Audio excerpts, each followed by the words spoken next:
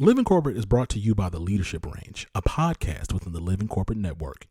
Hosted by globally certified and Fortune 500 executive coach and leadership development expert Neil Edwards, the Leadership Range is focused on having real, raw, soulful, and accountable conversations about inclusive leadership, allyship, professional development.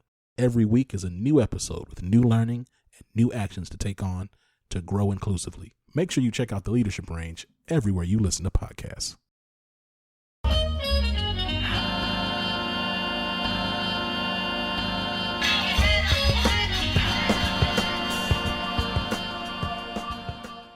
All right, everyone. Welcome to the Access Point, which is part of the Living Corporate Network. We are really excited to be here with you guys. Let me just kick this off by giving you an explanation of Living Corporate if you're new here. Living Corporate is a writing and podcasting platform that is dedicated to exploring and celebrating underrepresented identities in corporate America. If you are one of those people, you are definitely in the right place. As a collective, Living Corporate represents a broad spectrum of beliefs, cultures, and identities. And we know that all of our differences shape our perspectives and experiences in corporate America.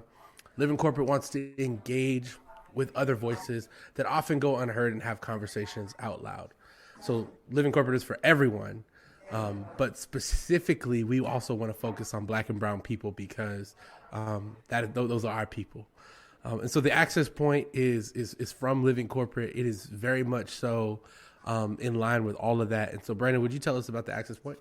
Sure. Thanks, Mike. Welcome to the Access Point, first and foremost, which is part of the Living Corporate Network. The Access Point is our weekly web show where we strive to bring y'all real talk that will prepare you for the workforce. While our content is for everyone, we're focused on preparing Black and brown students, just as yourself, in future work. Every week, we'll have an incredible guest to discuss the topics at hand. And this week we have Miss Lena Nelson. How you doing, Miss Nelson? How you doing? Good. What do you do for a living? What brings you here to the Access Point?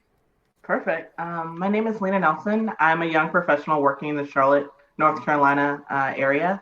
I'm a senior associate at a digital marketing organization called Red Ventures.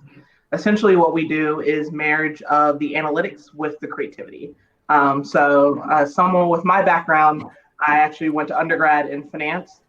So very different than what I thought I was doing when I graduated 5 years ago, but exciting and really allows me to pivot and just have a stream of feedback loop that really goes to that theme of being coachable. So to your question of why I'm here, I really find it as a very foundational skill set to have and to need. And it's really benefited me as a person. And I really just want to create an opportunity for a dialogue to talk about my experiences and how I can be helpful for others. Nice. Yeah, well, thank you for being here. We're really excited about this. So if you are a follower, a subscriber, you might know Brandon's face, you might know my face. We've been on several of these before. We are hosting this conversation with Lena. And so, Lena, we're so thankful that you are here with us. So we have some questions for Lena, but if you have questions for her, make sure you drop them in the chat or use the Ask a Question feature. And also get your people over here. There are people who are watching. There are people who need to hear this. And there are some people, let's just be real, we need a distraction from this election, at least for the next hour. We are going to get you out of here on time so that you can check that out if you want to. But if you are looking for a distraction, or you know somebody who needs a nice distraction where you're going to learn some great stuff from some great content, please share this link. And don't forget to follow Living Corporate.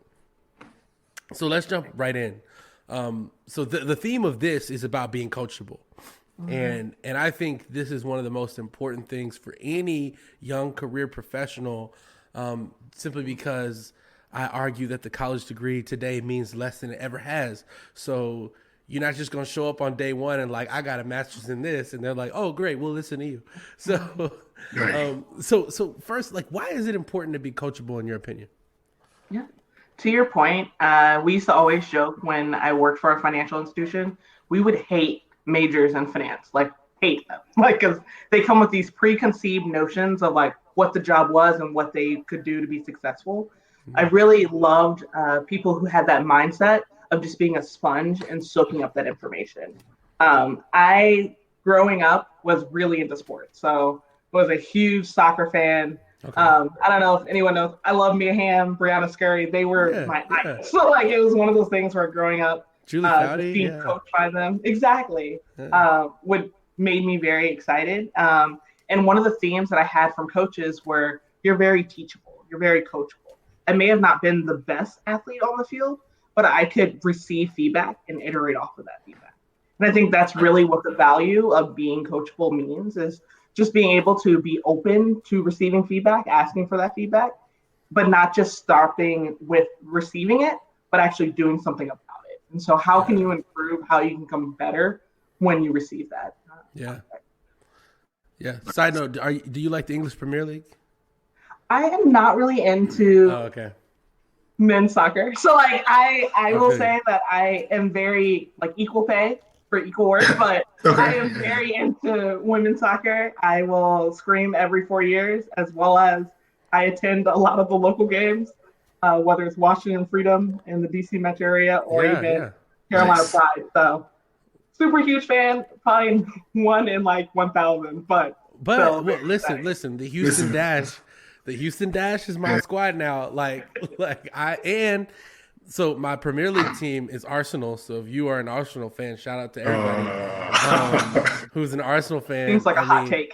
It is. It's very hot take. It's been a hard life for a while, but we on the up. It's Arsenal. Come on, bro. Hey, but you know what? Arsenal's women's team is very good as well. So just, you know, I love that you love soccer. It's actually funny when you talked about coaching. It made me think of this. Nick Saban I think he's probably the best college football coach ever. And he says this thing that I love to tell people. He says it takes what it takes, and most of the time the it is you learning. Yeah. Brandon, were you about to introduce the next question? Oh no, well, yes, I was. So, okay. What are the signs that you look for in yourself to show that you're not willing to be coached? Like, sorry, let me read that question one more time. I think I didn't say it right. What are the signs to look for in yourself that show that you are not willing to be coached? Yes, that's. Yeah. I guess I view this question as, I guess, flipping on itself. If you're not self-aware, it's very difficult to come to terms with someone giving you feedback. So if you're not ready to receive feedback, I think it's very plausible that you're not going to do anything when you get it, whether it was requested or not. I think of it in the same way as like being ready for an adventure, or do you have all the tools in your toolkit to truly go through that project that's laid before you? If you do not have that step one of just like being ready for it to happen, I really feel like you've already closed yourself down and it's already to the point where it's no longer impactful.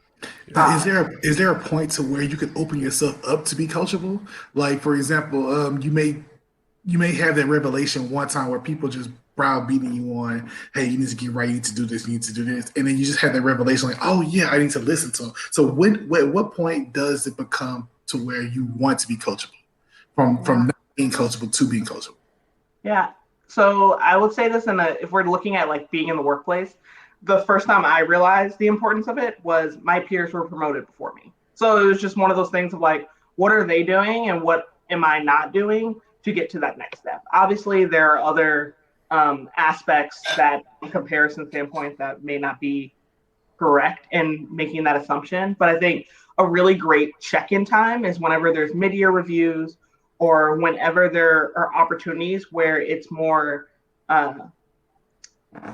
constructive that you receive that feedback from a party from management. I think it's really interesting when we're an undergrad or when we're still in school is we have that regular feedback loop that goes away once we graduate in the real world. We get graded on essays. We get told that that project was not great. We need to see X from you on this. When you enter the real world, that just disappears. People just expect you to figure it out. And I think that's when you start thinking through, oh, no one has a book that tells them how to do this. they're actually asking the questions that will give them the tools to be aware of the things that they can do to move forward. Does that help answer the question? Or Yeah, it does. And it also brought up a great follow-up question. When should you start being coachable, wanting to be coached, right? So you said we get the constant feedback loop, returning papers, and we start doing work. When we get into the real world, it's like we're really on our own. So should we start day one? Should we find mentors, which we did another episode on the Access Point, we talked about mentors. So when we want to look for coaching, do we want to look for it immediately when we get to the workforce? Do we want to find those people to help us day 1, day 6, day 20, 90? Like, when should we start finding the person that wants to coach us? Mm-hmm. So I will say you should do it as soon as possible. I would say for me, I lucked out in which when I joined my first internship, I had another Black woman in that office look at me and say, "Get in my office. Why don't you have a notepad?" And like that started that moment where she was a mentor. But I know when we talk through mentoring and coaching, there's that stream of where that person could be, whether they're a sponsor, whether they're a coach, whether they're a mentor. What really was advantageous for her is she gave me that foundation to start receiving that, even though I didn't request it. I think I find some of the most impactful interviews that I give are when at the end, the interviewee looks at me and it's like, "Hey, can I get some feedback on how that went? What are ways that I could improve on that? What are ways that I can look ahead to the next interview that I have, that I can put my better foot forward?" That leaves a really helpful impression for me, because at least at my organization, being coachable is a very important skill set that we're looking for, in which that's like an unspoken item that I'm checking off a list of like, oh, so they're ready for this and they're already seeing how important this is. I want that person. And so I think even as early as before you even get into the door, just having that mindset of how do I optimize myself, how do I get better, is just, I guess, more so a lifestyle than just a point in time. Okay. Well, Mike, you about to say something? Because I had a great follow-up question, which is one of the questions that is on the list. No, go ahead, ask it. Yeah. All right. So you talked about finding a coach, and you said as soon as possible, as soon as you get into the workforce. Now, the next question is, how many coaches are ideal for you to have? So I think it depends. I don't know if there is. I feel like that's such a cop-out. It depends. Like, I don't know if there is an answer to that.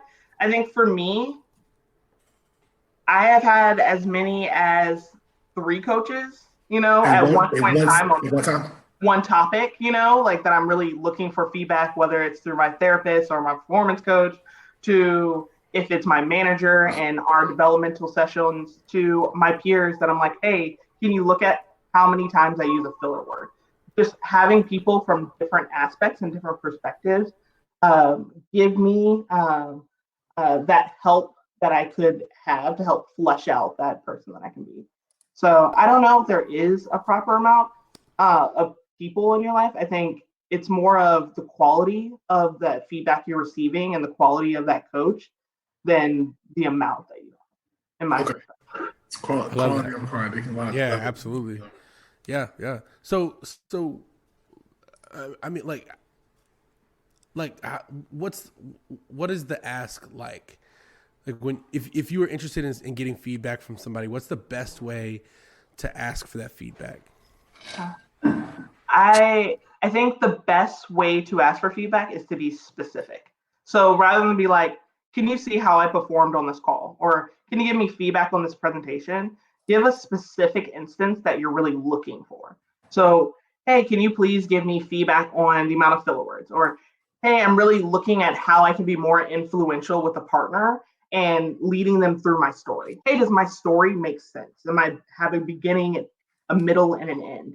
Just getting that really specificity in that feedback really helps people give it, because it's how you ask it is typically how you will receive it. So I love that. How you ask it is how you receive it.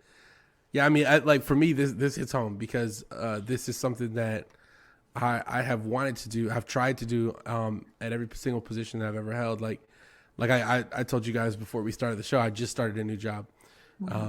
And I have been spending the last 2 weeks just reading and learning and talking to people and asking them, like, Like how do, even though I'm in a director position where like the decisions are kind of mine to make, but I want to learn like and pay homage to like what was done before me. So I think being coachable is like it, for me right now is extremely relevant, like extremely relevant. So I have a question. So I think from a management perspective, it seems like jobs would love coachable people. So other than asking for feedback, what are like the top 3 things a person can do to show their manager or their boss, their director, that they actually are coachable? Mm-hmm. I think actioning off of that feedback, thanking for that feedback, and the reciprocation of the feedback. So I would say the most important way that I feel good when I give someone feedback is that they actually did something about it, like that they showed improvement, that they're working towards it, that they're making steps in that direction, because it feels as if, oh, so like you heard me, you care. I think the next thing is to be grateful for it. I think there is a balance that you have to have, and maybe we can go in a deeper discussion of understanding the person who's giving you that feedback, because not all feedback is something that you should accept.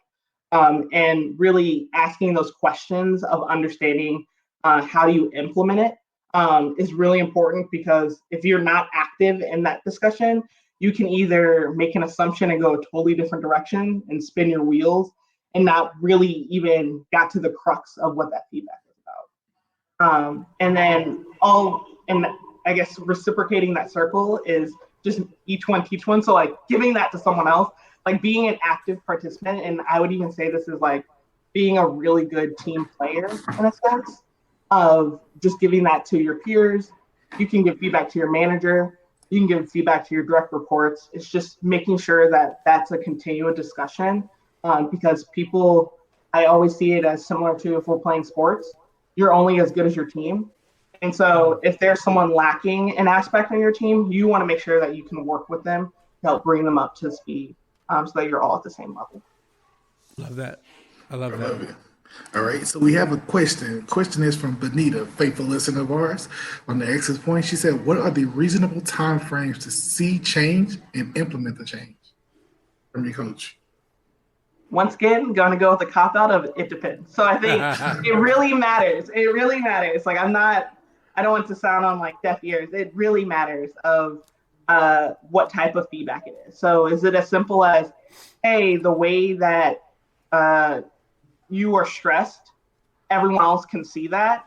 It's not good for the rest of the team to feel as if they're stressed as well. Like that's something that maybe you need to nip in the bud quickly, because that's impacting other people. That's impacting how you function as a team. And you really want to be cognizant of that. I think a really helpful way of thinking through it is talking to your manager or someone that you trust. So whether that's a mentor or a sponsor of, I guess not less a sponsor, but more of a mentor and a coach that could help you prioritize that feedback and what you should really hit first. So like, if you receive all of this content, how do you help stack them? That is part of your manager's job, is to help you stack how you proceed through that feedback and what's the most important. Yeah, great answer. Yeah, so real quick, I want to go back to something. So first, thank you for the question, Benita. Anybody that's watching, feel free to ask questions, ask more questions. We are here for you. So yeah, definitely feel free to ask more questions. But in the previous answer, you said that you should not accept all feedback. When do you reject feedback? Yeah, I think especially being someone like being a Black woman in the workplace, some of the feedback I get is just off the wall. Like, your tone was too aggressive. Like, you didn't say that to Jacob. Like, it's like that's just point blank. You know, right. You have to understand and discern when it feels that there are dog whistles, or if they are getting at something that's, but tell me more. So like the way that I help discern if this feedback is helpful or if this feedback is valid is asking questions. So can you give me an example of when this happened? Can you give me an example of the impact? Can you give me like just really press on how and what is the implementation of how you're showing this issue? can really help get at the crux of, is this just your personal feeling, or is this something that's actually not helpful for my career? Obviously, there's a bunch of disclaimers around that. If that's your manager, I think you're in a tougher position. I think we've all had instances where we have managers that do not feel as if they're supporting us or really looking out for our progress as a person. I think that's when you really have to start thinking through, what are other coaches you can get outside of your manager, and who are people who are either peers to your manager or above your manager who can help give you feedback and can be in those rooms to really talk you up if they aren't doing that already for you. So I definitely think it really depends. And normally that gut feeling where you feel as if someone is not really telling the truth, or that they're really coming at you out of left field, you're normally right. Because we have to contextualize everything and who we are, whether that's our gender, our race, or even our sexuality, even prior to understanding and implementing that. Yeah, I love that. Yeah, I had a situation like that a while ago, where somebody was like, "Hey, can I give you feedback on something?" And I was like literally, you just watched somebody else do this and you didn't pull them aside and give them feedback. No, I do not accept that. I will not accept that. I love that. Discern, like if it looks like a duck and it quacks like a duck, it is not a chicken. It's a duck. It's a duck. That's right. That's right. I love that. Love that. So I have another question.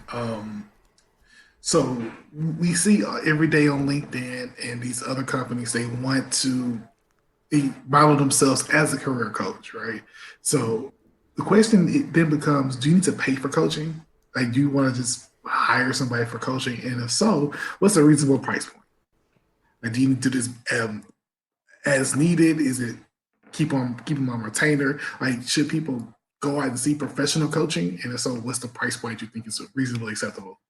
Yeah, I think that's an interesting question because I've never paid for coaching. That being said, I have paid for someone to review a resume, to write a cover letter, to help me interview. And if there is someone who has a skill set that has them predisposed to help you with that issue, I think to patronize them and to pay them what's due, like not everyone is there to give free labor. I think it's very important to pay people what they're due. I think it really comes to the value that you see fit. So is this a trusted source? Are there reviews of this person? What really can they show for the progress and the value of their performance coaching? I also think a similar way of looking at this is I see it as a benefit. When you're looking at an organization, when you're comparing not just what the salary or the benefit package is of that organization, I think it's a similar question of like, do they look to coach their employees? Do they have a lot of learning development in their organizations to help improve their employees? I would value it in that same sense as if it's healthcare or a pay raise. So in that sense, I know I have not paid for it. I really couldn't even give you a price point. It would be like asking me what a gallon of milk is. I legitimately don't know because I'm lactose intolerant. But it's more of that question of where you place value is important. If it's valuable to you and if you can afford it, go for it. Who am I to tell you that's too expensive or too low? Right. Yeah, one thing I'll say on the topic is like I've never paid for coaching either. I with LinkedIn and the internet, I just want to tell people be careful because there's a lot of pseudo experts out there. There's a lot of people pretending, and like even just because somebody has a large following, and it looks like what they're doing, it looks like they know what they're doing. They don't. Not everybody. You really need to vet that person if you're gonna pay. Look, I don't even pay for LinkedIn Premium. Like I don't like you. There's so much free content online. YouTube, the access point is free. Shameless plug, right? Yeah. Shameless. Like no. Notice that, like Living Corporate. Like shout out to Living Corporate does not charge you for any of this content, right? So you have all this free learning that you can do before you pay a person. So my advice to anybody is to figure out what's free. And also sift through those people before you buy a course. Like I obviously won't say it, but I have friends that are faking it and have hundreds of thousands of followers online, like not even playing, like faking it, straight up faking it, duping the world. So don't pay for these coaches out here. Exactly. Network and collaborate. Network, collaborate, yes. Right on, Benita. Network and collaborate. So let me ask you this, from your experience, what is the toughest piece of feedback that you've gotten in your career? And I actually would like to ask this of you and Brandon. Like I want all of us to go. So you go first, Lena. What's the toughest piece of feedback you've gotten? So I receive feedback to care less, which I think is so the only reason why I feel like you don't give this feedback to normal people, I think there was an aspect where I cared a little too much. Like I said, I'm in marketing. I was in finance. We are not saving lives. So like there was an aspect where I had a coach who looked at me and who was just like, you need to really understand and have perspective when you approach these problems, because you are giving 100% to every problem, and that's not sustainable, and you're not doing well for your mental health. That's how I burned out in my other organization, and it was coming to those agencies where I was burning out here. So I would say mine was careless, but I also don't think that's normal feedback that most people. I guess it probably was impactful for me because it felt very personal, which I felt a little out of left field, but could definitely understand. I mean, that makes sense to me. I know some people who could afford to care less. I think for me, mine was that I was too argumentative. This was basically my first guy out of school. I was young, cocky, that I knew it all. I went in. I was learning engineering, and what I noticed was I knew that I didn't know a lot, but the things that I did know, I knew well to the point where I could talk to other people and show them the ropes. There's younger individuals as well. So when it was time for me to get my performance review and talk to my coaches, so they said, yeah, you argue, you point to, you too definitive in what you're thinking, be more open-minded and be more accepting of other thoughts and other people's work as well when you're doing these type of things, because you don't know everything. And once I learned that, a whole door possibilities opened up for me. I realized that, I was making myself closed-minded, and because if you think you know everything, you actually don't know anything at all. Mm-hmm. It's one thing I've learned through my experience in my career. Yeah. My most helpful piece of feedback is actually, we've talked about him already, but it's actually a Nick Saban line again. It was not given to me by Nick Saban. I was horrible at football. But I tend to not necessarily overcomplicate, but when I'm thinking about a solution or when I'm thinking about like solving a problem at work, I come up with the solution that is normally appropriate for like 5 years down the road. So like if we're trying to find a way to engage with a certain group of people, I'm like, we can have a whole conference where we all go to Atlanta and everybody has matching sneakers and hoodies and and we can get Damon John. And this guy, one of the people that I worked with at a school that I was at before I just switched jobs, he would just look at me and say, do simple better. like everybody wants to go for the slam dunk. Well, really, you just need to make the layup. So just do simple better. And for 3 years, every time I started going there, he just do simple better. Like, as a matter of fact, he bought me a T-shirt that says do simple better on it. Like, it's in my car right now. I should have worn it. But yeah, that's the most helpful piece of feedback for me. But it was tough because I'm a big thinker. And so for a while, I was like, you just trying to hold me back. Like, I'm trying to create these outcomes over here, and you telling me to do what's basic. I don't do basic, right?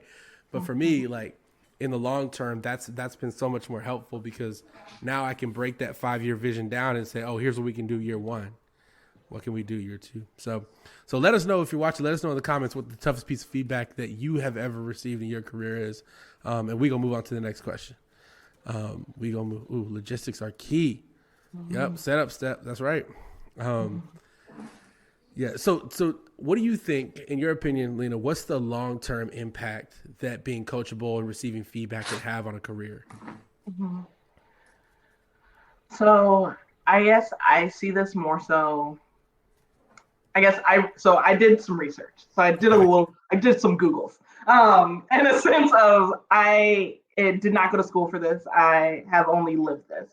But a lot of really interesting articles and case studies around the correlation of leadership and coachability as well as promotions and coachability. So, but I would really boil that down into being someone that uh, can improve tends to get you a lot further than someone who's very stuck in their ways.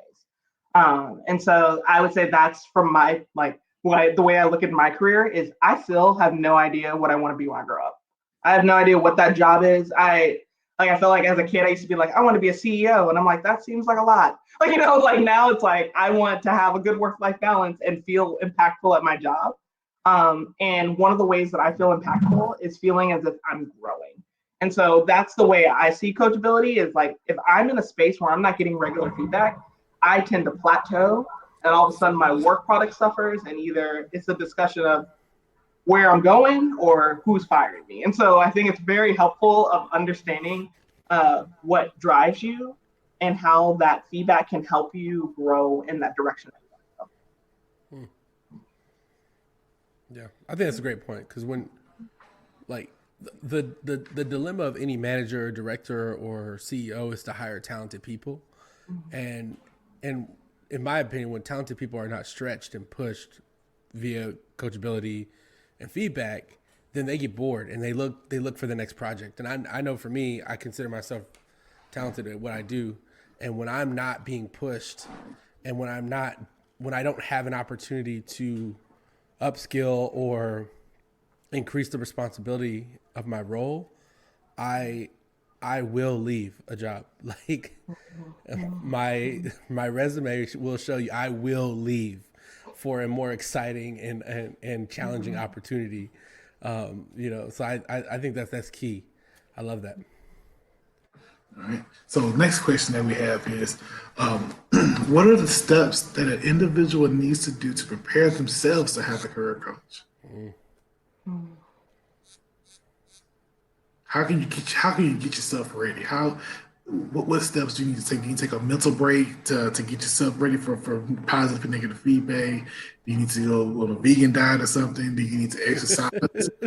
Something, anything.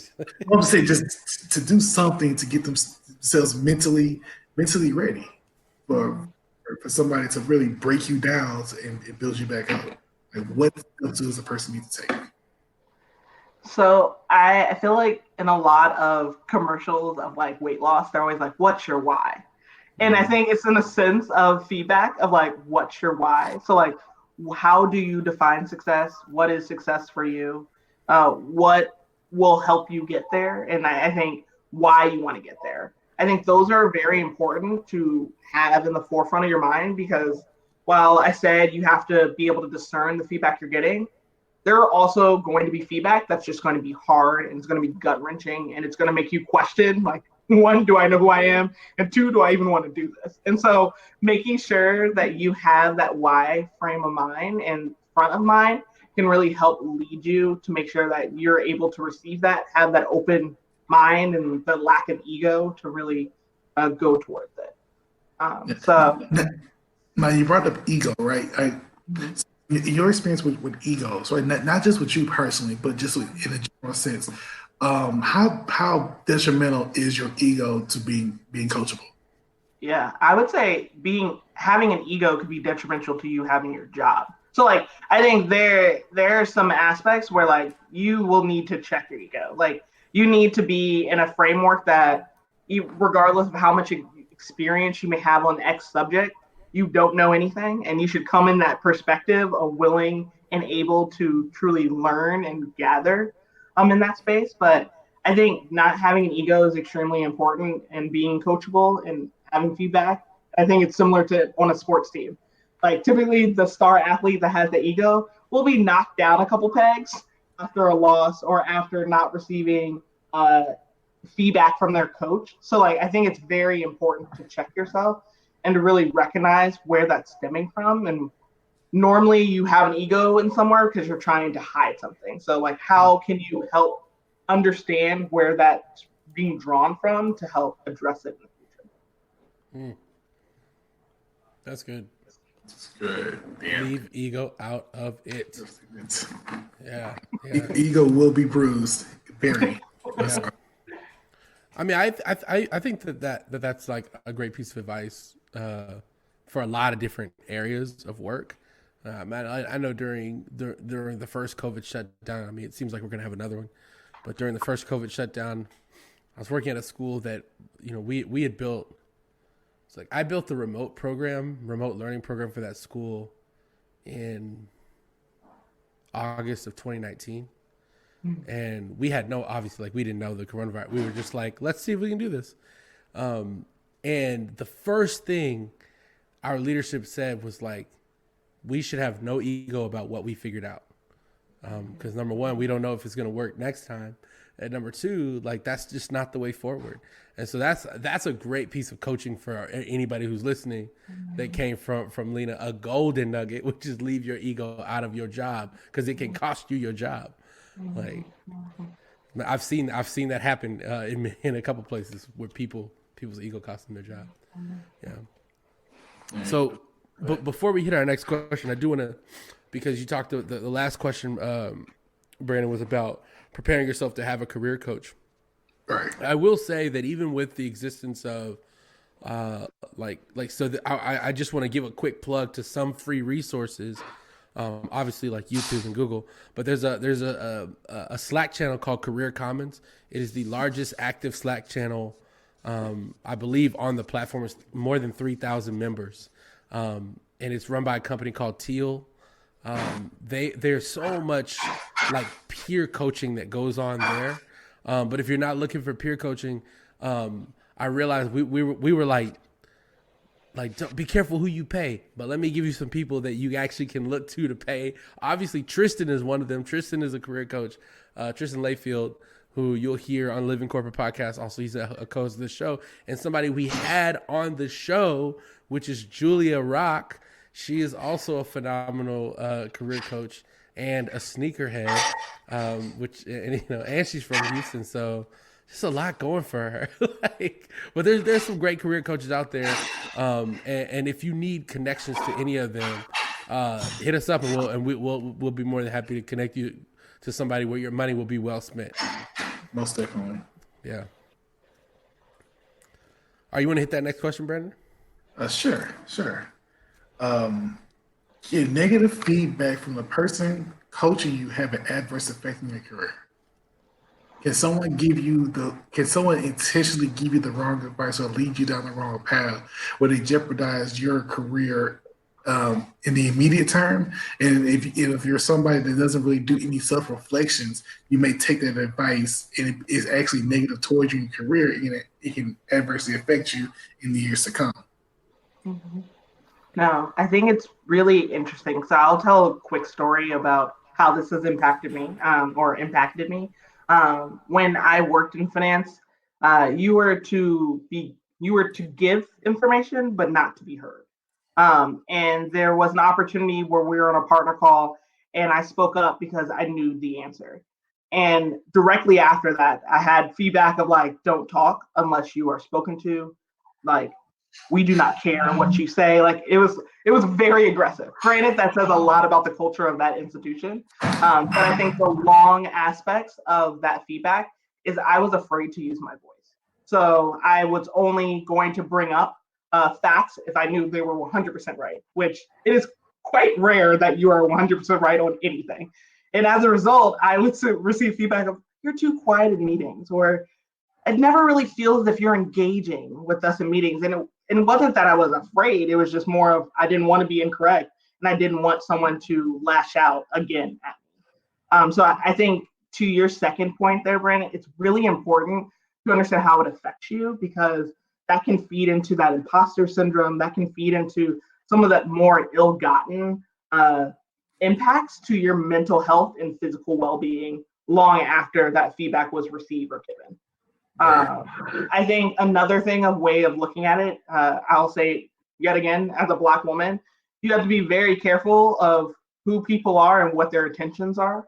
Like, and that's just the way that like being in spaces that are predominantly white, I'm constantly questioning of like, what is my rules of engagement? Like, I can't enter the world the same way as, I don't know, Sarah can. So like, how are those different, and how am I perceived differently, and how can I approach that situation the best way that I can? But I would say that that's another aspect that you have to be very careful, because the feedback that they may be giving you could be colored by the privilege and the space and the place that they are in their lives, of like, oh, just speak up. And it's like, all right, cool, Jeff. Like, it's like, that's not helpful. What are the tactical ways that I can get at that? And I think that goes back to that point that I was making, of just making sure you're asking those questions, that you're understanding not only what they're asking and telling you, but also if they have suggestions of how to actually go about doing the thing. Because it's very easy to tell someone like speak up, but like, what are the tactical ways that I can insert myself in a conversation outside of me owning that meeting? So I hope that answers the question. I was a little rambly there, but that at least is the way that I perceive that. Yeah. I was on mute. That's great. That's a great answer. I love that answer. Damn great answer. Yeah. Hey, Mike, you want to take a Well, I think we've actually gotten to all our questions. Right. Yeah, which is great. Yeah. So you know what? Like, it's election night. So I think we actually can end a little early. And truly, like, Lena, you have dropped some major knowledge on us. And like, we just figured out like a couple weeks ago that we can clip moments. We can use this in like, just like grab videos. So we'll probably be doing that and sharing them on social. But speaking of social media, where can people find you and more about you?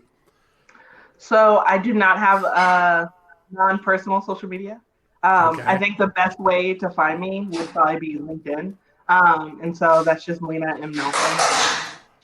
It's probably the best place to engage in that conversation. If there's an opportunity, once the world opens up again, I am active in the Charlotte community. So always looking for ways to connect. And so if there is a world where I'm in Houston, I'll be sure to look up both of you.